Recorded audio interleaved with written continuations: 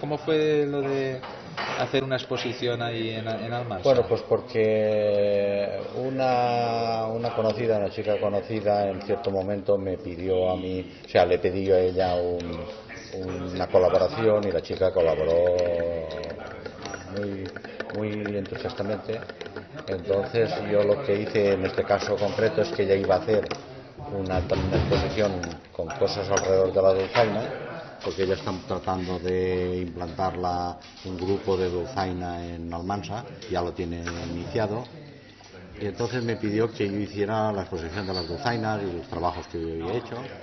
Entonces, aprovechando que era el 30 aniversario de la Universidad Popular de Almansa, que es la Casa de la Cultura, pues se han preocupado de fomentar la cultura popular antigua y moderna, en fin, tratar de involucrar a la gente en la cultura, ¿no? Y todas las dulzainas que tengo hechas y los estudios que tengo hechos sobre la dulzaina. También la forma de recuperar los instrumentos que he recuperado antiguos.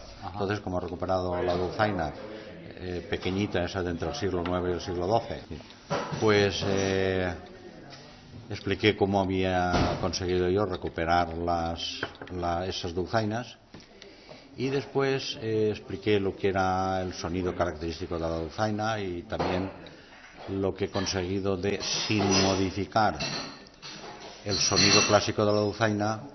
La construcción siempre ha ido paralela al estudio, ¿no? Porque construir por construir no tiene sentido, porque dulzainas hay muchas y las puedes adquirir y tal. Fabricando dulzainas y todo esto sobre 3 años y todavía queda mucho por investigar. ¿Y con qué tipos de maderas? Bueno, con las maderas que yo he fabricado con 38 clases de madera. ¿Nos podrías citar algunas? Entonces, bueno, pues sí, de todas las más conocidas, desde el vulgar pino, el abeto, el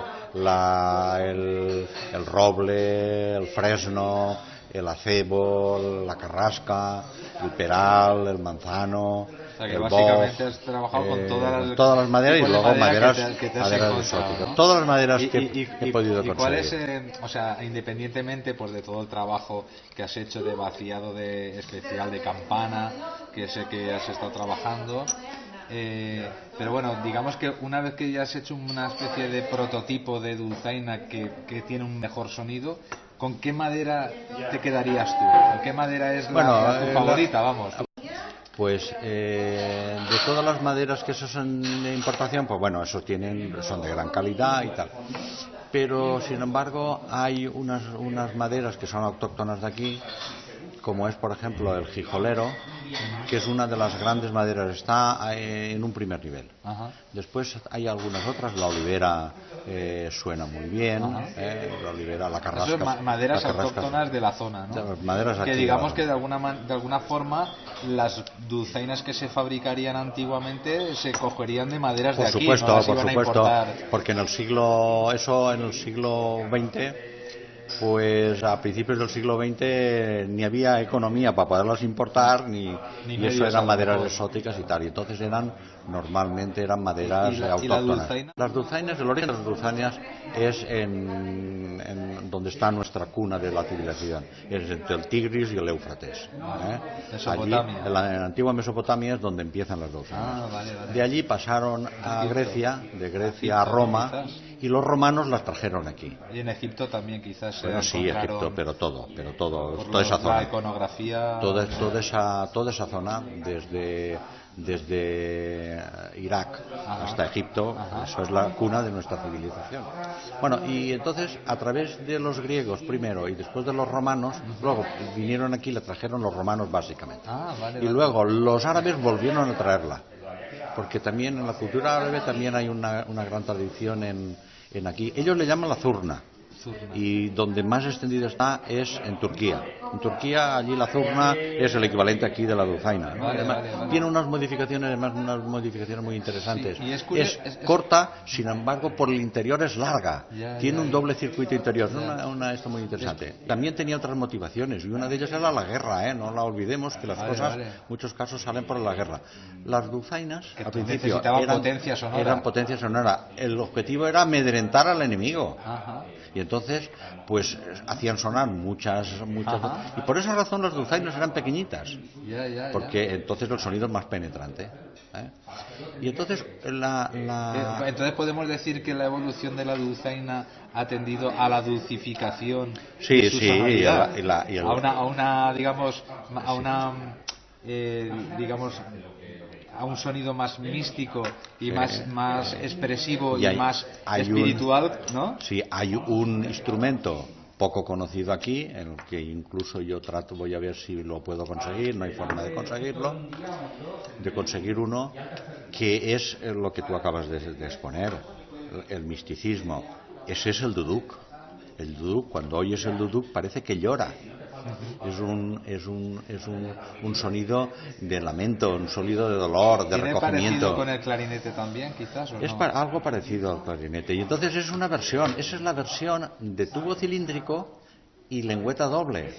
O sea que de la dulzaina se le ha hecho, aparte de tubo cónico, tubo cilíndrico y tal, se le ha dado más anchura y menos anchura a la lengüeta. Menos anchura, le han quitado sonido y han hecho el oboe.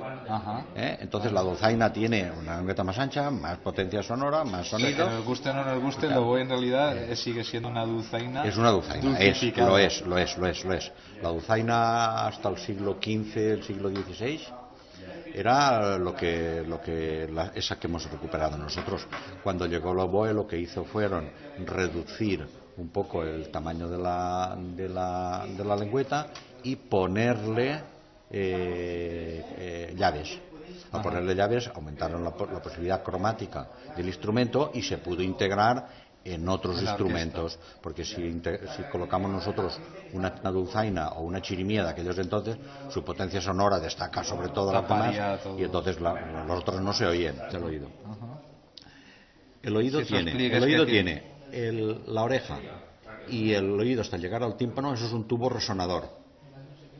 Es un tubo resonador. La dulzaina también tiene una campana. Claro, pero invertido, es un resonador invertido, es más un receptor. Es un receptor. Bueno, después está lo que es el oído medio, que es un tramo de tubo con un agujero que une la presión atmosférica del oído o sea, que la presión atmosférica le llegue al oído para que mantenga la sonoridad, ¿no? Es un tubo igualador de presiones, ¿no? Los agujeros de la dulzaina son agujeros para igualar presiones.